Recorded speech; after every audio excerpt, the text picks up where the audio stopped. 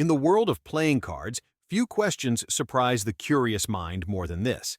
Why is the ace, once the lowliest card, now ranked above the mighty king? This mystery, tucked into the corners of our games, reaches back centuries and tells a tale of revolution, symbolism, and culture.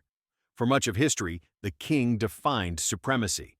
Royalty, power, and privilege were not only the language of courts, but the core of hierarchy, even in play. Decks from Asia to medieval Europe placed the king atop every suit, with other court cards arranged in neat deference, queens, knaves, and jacks, each a step below the throne. In these times, the ace, named from the Latin as, referencing a single coin of little value, marked 1, often considered the lowest in the pecking order. For ancient players, pulling an ace was rarely cause for triumph. But card games are mirrors of social change, and the transition from monarchy to more democratic ideals played out on these small rectangles. In the late 18th century, the world experienced upheaval. Europe, and especially France, saw the monarchy shaken to its foundations. Amid the storm of the French Revolution, kings lost not just their power but their heads.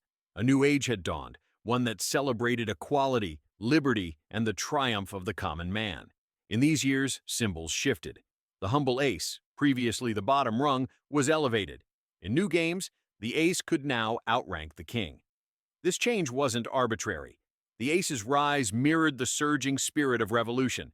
Anyone, no matter how lowly, could topple established order. In some games, the ace became a sign of the people overcoming nobility.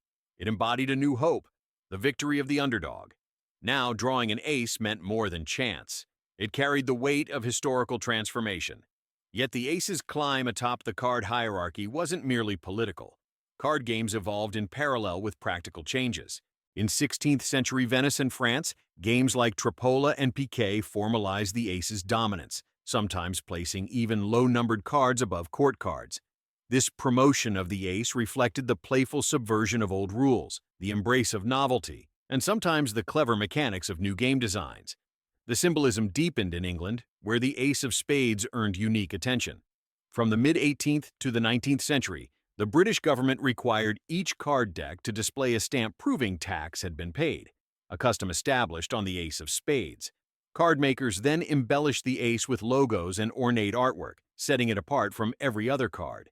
Even as tax laws faded, the ace of spades retained its iconic status, sometimes called the death card, celebrated in legend and lore.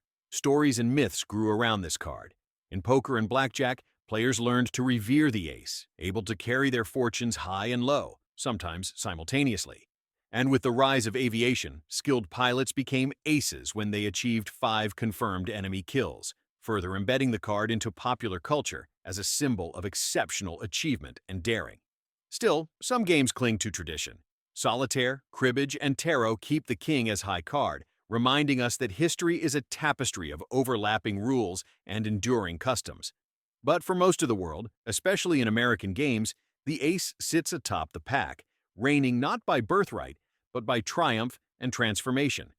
The ace's journey from lowly 1 to symbol of destiny and power reflects the very heart of modern history, a reminder that rules, power, and meaning are always evolving.